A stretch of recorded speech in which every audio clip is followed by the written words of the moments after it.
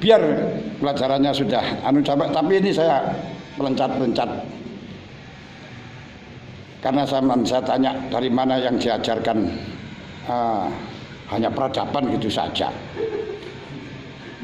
Perlu kita ketahui kenapa kita ditugaskan berbicara di dalam masalah fikih watoniyah atau fikih qaumiyah. Dan terus terang juga saya gak pernah kuliah tentang fikih watoniyah. Ini yang perlu jadi jangan nanya atau jangan terlalu percaya dengan apa yang saya katakan.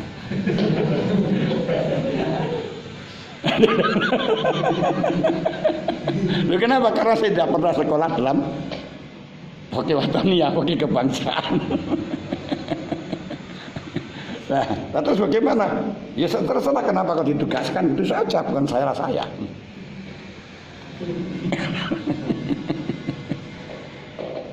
Al-yauma la khilafata wala daulata islamiyatan fil alami kulluha daulatun qaumiyatun watoniyatun.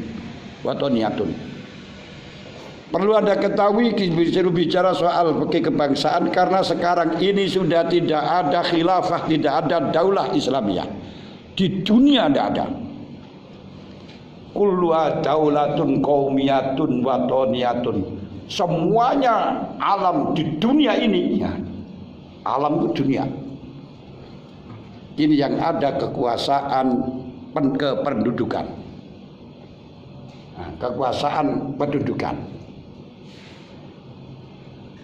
Nah, disampan ke Arab kemanapun tidak ada sudah.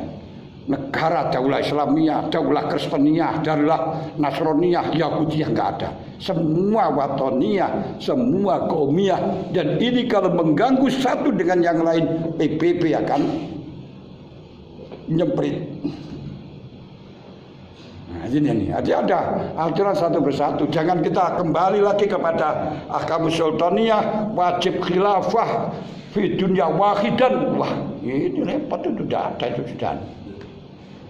Apalagi syaratnya harus muslim, terus syaratnya harus Quraisy. Itu pimpinanmu Islam, bukan negara bangsa. Nah, ini harus Anda bisa mampu untuk menjabarkan semacam itu. Kenapa dulu ada persyaratan semacam itu? Ini kenapa ini loh yang saya katakan tesis itu gitu. Nah, kalau fikihnya sudah jelas, tapi yang saya perlu saya tanyakan, yang saya minta kepada anak-anak, kenapa? Sehingga nanti dalam disertasi negara bangsa itu harus gini itu. Paham? Fi ma madha kana syiar alladhi yahmilul muslimin fi musim haji wal alam al-islami. Dulu, zaman tempo dulu, kalau syiarnya orang-orang muslim yang di dalam musim haji membawa bendera agama masing-masing. Karena memang dulu itu menjajah dengan daerah lain masih bisa. Kenapa? Ya karena masih sedikit sedikit masyarakatnya, terus masih banyak alamnya. Kalau sekarang sudah banyak manusianya, nggak bisa, dia itu nggak bisa. Ini.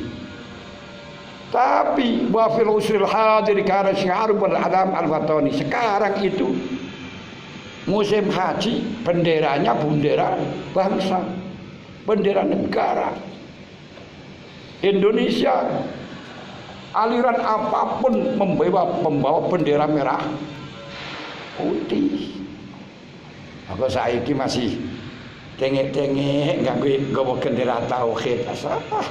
Dan gak ngerti belas itu gak ngerti peradaban sama sekali, gak ada kemajuan sama sekali, malah mundur. Berapa tahun itu sudah mundurnya itu, gak ada. Wakadzalika al-hujjaj al-Indonesia karena syiarun fi alamihim al-watani al-ahmar wal abyad, merah putih. Wa fi usrina al-hadir dalam hafidil ummah fi ay watanin ala syarafiyah fasawwa tanhar wa tanhadim. Kalau sekarang ini kita tidak bisa melindungi bangsa, umat itu bangsa. Dalam negara bangsa, umat dalam negara bangsa berarti kebangsaan. Makanya Nahdlatul Ulama ya niko PKU, Partai Kebangkitan Umat. Terus diterjemahno sing rada elegan PKB, Partai Kebangkitan Bangsa. Ya manane padha wae, sawaun alaihim. Itulah ini kebangkitan bangsa. Tapi terus ganti sekarang Partai Sakar Karpi Bosi. Iku nang mana? Mari kebangkitan bangsa Partai Karpi Bosi.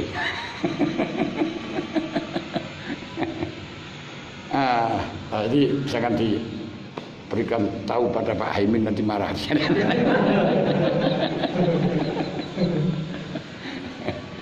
Wa ma dzalik yajibu an takuna azamatu Indonesia mashubatan wa mulawwanatan biruhil Islam alladzi wa rahmatun lil alamin. Sekalipun itu negara bangsa yang harus kita jaga atas kemuliaannya, dan kalau tidak menjaga sawfatan har akan porak-poranda, hancur, buatan hadim dan akan guling berkeping-keping. Tapi yajib an takuna azamatu Indonesia sama subatan melawanatan biruhil Islam, harus disertai, harus tetap menjunjung tinggi rohnya Islam. Nah, karena rohnya Islam, ruhul Islam, maka perlu ada fikih peradaban tadi. Nah, sujud ini jangan hanya sujud saja, tapi maksudnya sujud adalah ungkapan rasa tawaduk kita, rendah kita. Kalau kita merasa bersalah, sampai di dalam hadis katakan man tarakal mirab fa mubtil banallahu taala baitan fi arbatil jannah wa man tarakal mirab fa muhik banallahu taala baitan fi arbatil fi a'lal jannah. Siapa yang mau mengatakan merasa salah padahal salah, akan ada surga, dalam surga yang di taman surga, di taman surga, bangunan di taman surga. Siapa yang merasa salah padahal dia benar, maka akan dibangunkan surga elit di tempat-tempat elit. Berarti ada surga elit, ada surga elit. Nah ini itu luar biasa. Nah, karena dengan kita merasa bersalah, itu kupasannya bersalah kepada siapa saja, walaupun kepada orang kafir. Kita merasa rendah kepada orang kafir. Bagaimana kita merasa rendah kepada orang kafir?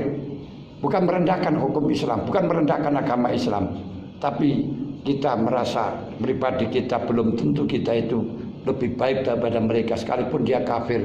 Tapi kafirnya mereka ini belum tentu dia itu salah, belum tentu dia itu husnul khotimah, karena innamal a'mal bi khawatimihah.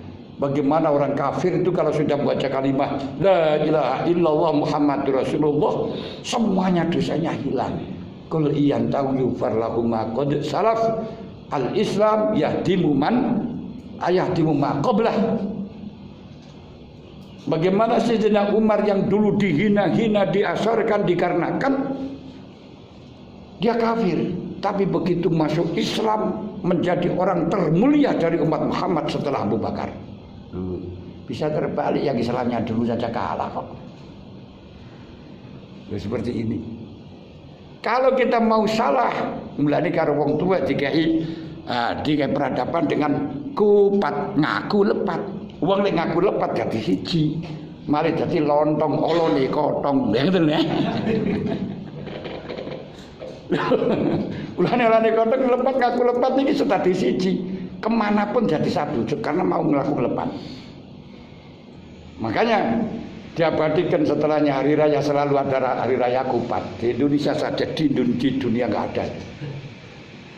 Hanya Indonesia. Lambang yang semacam itu luar biasa. Nasi dimakan masih ada sisanya, masih ada yang kececeran. Tapi kalau kupat nggak ada. Makanya orang kuno mengatakan kalau jadi kupat jangan sampai di udari. Gak boleh makan kupat di udari, kudu dipecah. Kenapa? Nah, terus malah diperkuat dengan lepet itu dari ketan ditaleni telu. Makanya kalau sekarang bikin lepet dengan pakai janur gak dikaleni 3, itu orang yang gak ngerti sejarah. Tapi mateng. Nah, dianggap rasanya saja itu kan. Nah, ini gak ngerti sejarah kamu itu kalau dilihat ikat 3.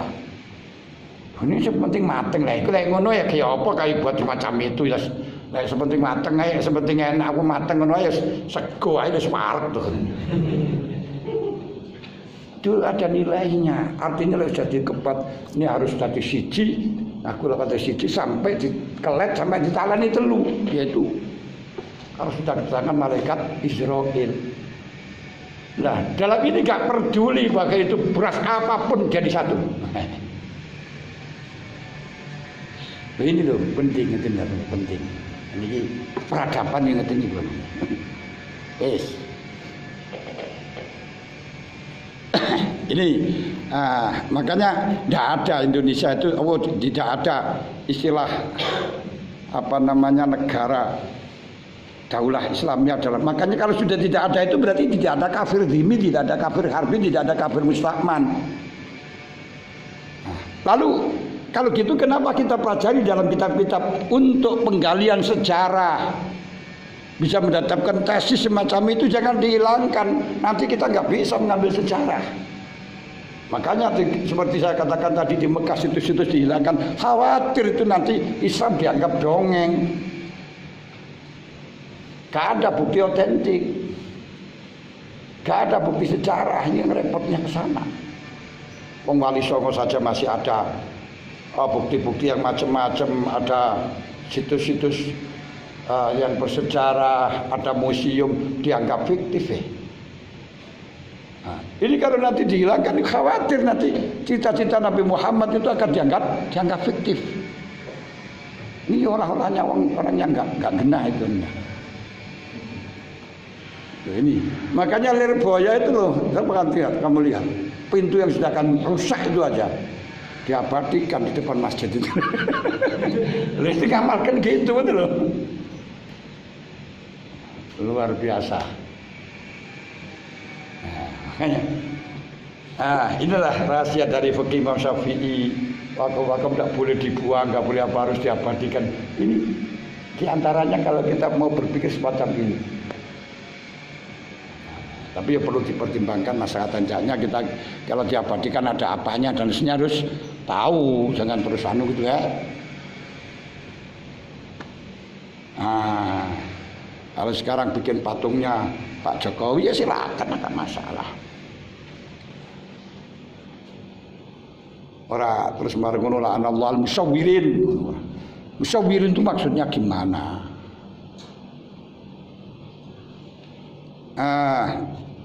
Saya kasih bocoran sedikit, jangan masalah apa itu sonam misalnya pengkajiannya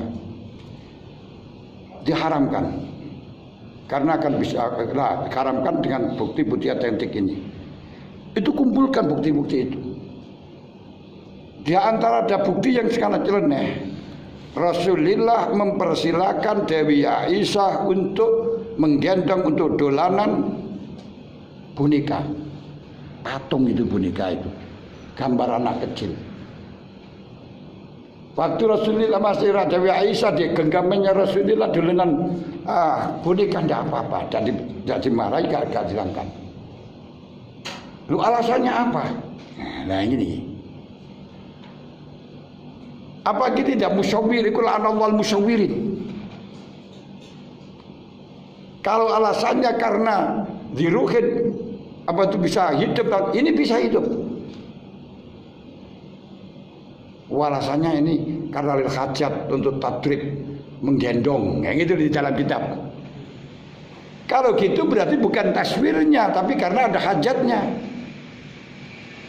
Kalau tidak ada hajat, nggak boleh, ada hajat boleh. Maka kalau ada hajat tidak masalah, udah. Kalau boneka hajatnya tadrib, latihan gendong. Tapi ada yang selainnya itu, apakah harus maksur? Ini saya bocori caranya untuk bikin tesis. Nah, setelahnya ini akhirnya kita pakai nanti bagian disertasi. kita bikin patung semacam ini nggak apa-apa, dengan dasar cukup dengan apa yang sudah dikritisi dalam tesis itu. Jadi ada kesinambungan antaranya S1, S2, S3 itu ada. Terus sistem pengajarannya juga berbeda. Kalau sama saja kan ya pokoknya yang penting sekolahnya lama dapat tingkatannya lah banyak kan gitu kan ya. Gak ada peningkatan semacam itu, harus ada perbedaan. Karena hukum Islam itu tetap sama, semuanya gak akan berubah. Tapi kajiannya yang sistematisnya yang bermacam-macam. Ngerti lho? Wah, wis. Jadi meski demikian Indonesia diiringi dan diwarnai dengan ruhul Islam, roh keislaman esensial. Nah, lalu kita kupas sekarang. Khilafah setelah zaman Nabi hanya berlangsung 30 tahun. Al-khilafah nubuwah pada wafatin Nabi salasuna sanah. Ada khilafah tapi pada waktu setelahnya itu sudah tidak berbentuk khilafahnya, namanya saja khilafah tapi tidak berupa khilafah nubuwah. Apa khilafah nubuwah? Wah, dalam tarifah al-imamatu man lahu riyasatun amatun fid dunya wal akhirah jami'an. Imamah, pemimpin yang model khilafah, orang yang punya kekuasaan otoriter menyeluruh baik urusan dunia dan akhirat. Ini kalau Kanjeng Nabi bisa. Kenapa? Kanjeng Nabi itu eksekutif, legislatif dan yudikatif. Apapun hukum dibuat sendiri, dilaksanakan, dieksekusi sendiri, dan tidak mungkin salah karena dikawal oleh malaikat Jibril dan langsung diawasi oleh Allah Ta'ala. Walaupun pernah salah, tapi begitu salah langsung ada teguran. Afallahu an kalimatin talakum hatta yatabayyana alladhina shadaqu wa ta'lamal kadhibin. Tegur. Nah, kalau sekarang menggunakan model khilafah, otoriter ngurusi dunia orang agama sendiri, kalau keliru siapa yang mengingatkan? Siapa Allahnya? Siapa Jibrilnya? Akhirnya akan menjadi alat politik. Berani al-khali wal akdi. Dulu ini kalau khali wal akdi bisa, kalau sekarang dia saja al-khali wal akdi sudah tidak relevan karena apa? Kiainya beda gitu loh. Kiai yang kapasitasnya al-khali wal akdi sudah nggak ada sekarang. Makanya saya sangat nggak sepakat itu pilihan pakai al-khali wal akdi itu tujuannya. Kenapa? Kiainya beda.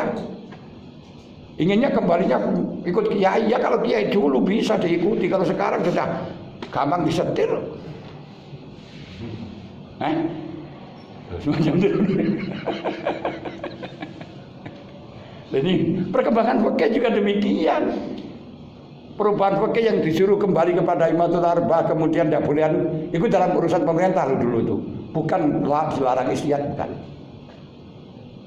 Jadi kenapa? Karena kualitas ulamanya sudah berbeda.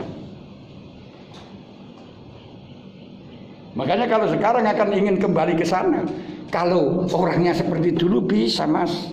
Kalau orangnya model sekarang, sistemnya seperti dulu gak bisa.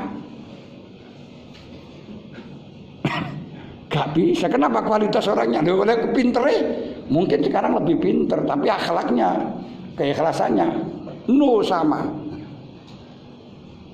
Ini kan ini penting.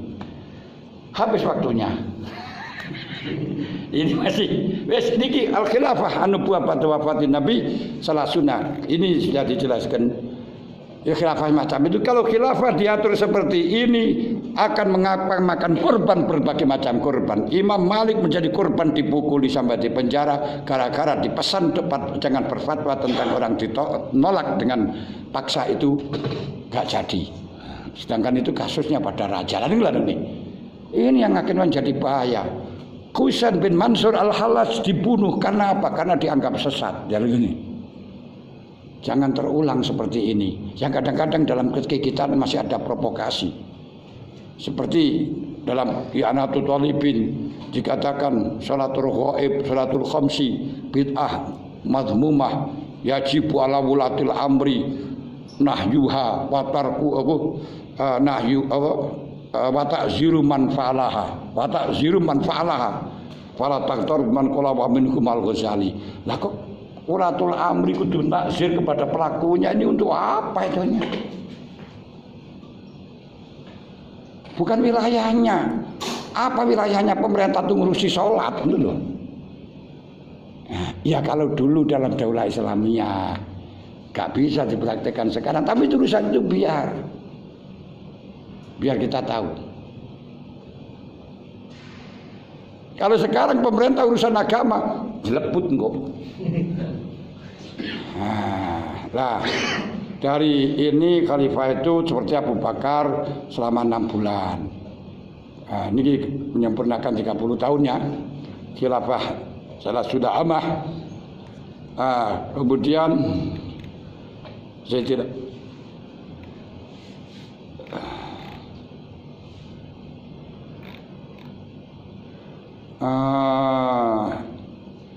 alien.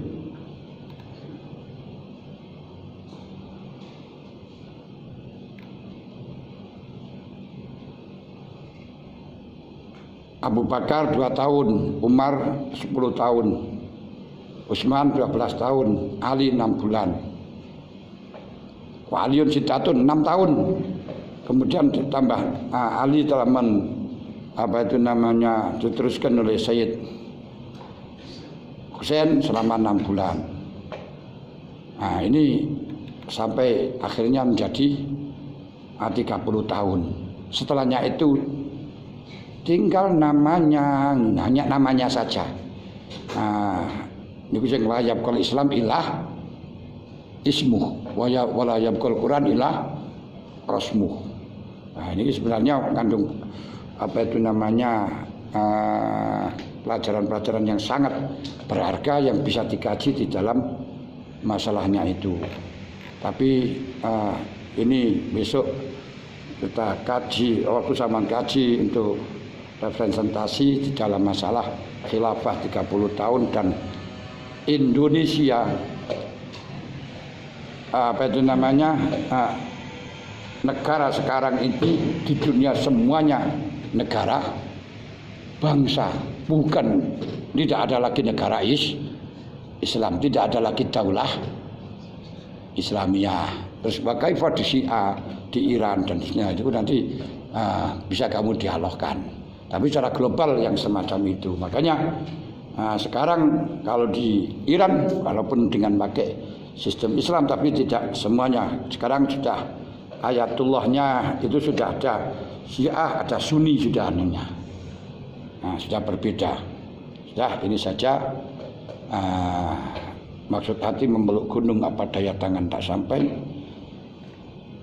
Kami ingin berbicara tadi hanya untuk kronologi yang perlu saya sampaikan saja, kronologi saja. Sebabnya ini belum pelajaran sebenarnya saya sampaikan, tapi terlena akhirnya nggak bisa dengan tuntas. Mohon maaf atas sebuah kemaafan. Wallahu muwaffiq.